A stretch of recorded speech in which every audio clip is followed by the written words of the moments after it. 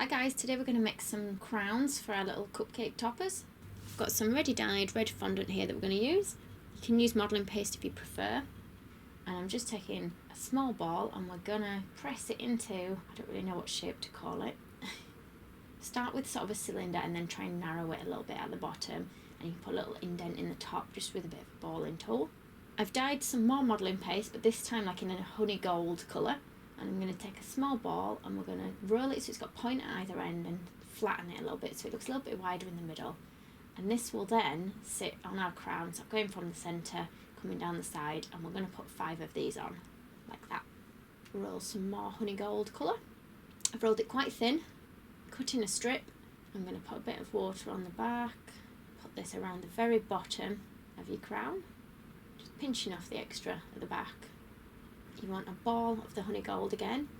This time it's going to sit in the centre at the top of your crown, and I'm going to roll a bit of a teardrop shape and flatten it a little bit, and we're going to put in 2 little slits, so one at either side of the point, and then try and just bend those little points that you've cut back on themselves a bit, and I'm putting a little indentation up the middle, a little bit of water on the top of that ball, and push that shape you've just made on top of there. Just got some white fondant and I'm going to roll this out, not too thin, keeping it reasonably thick, and I've got a circle cutter that's about a similar kind of size to the bottom of my crown. Because it's quite thick, my cutter hasn't quite gone all the way through, so I'll just push in those edges a little bit and just push that onto the bottom of your crown. And I've just got edible pen now for just putting on some little black marks along that white bit we've added. It's starting to look a bit more like a crown now.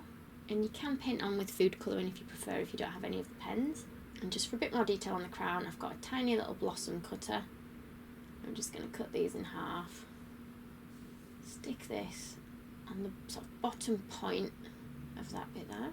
And you put one on each bit.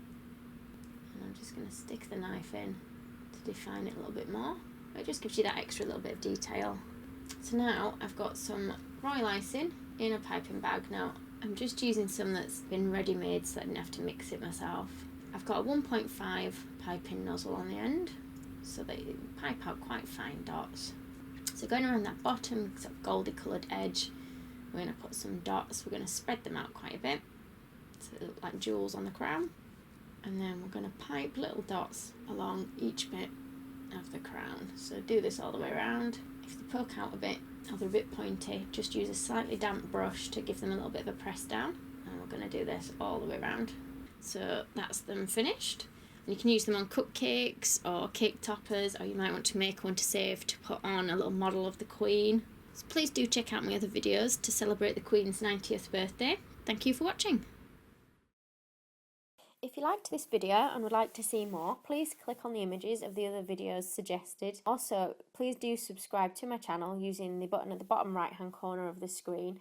You can also visit my cake website and my Facebook page to see more cakes and ideas.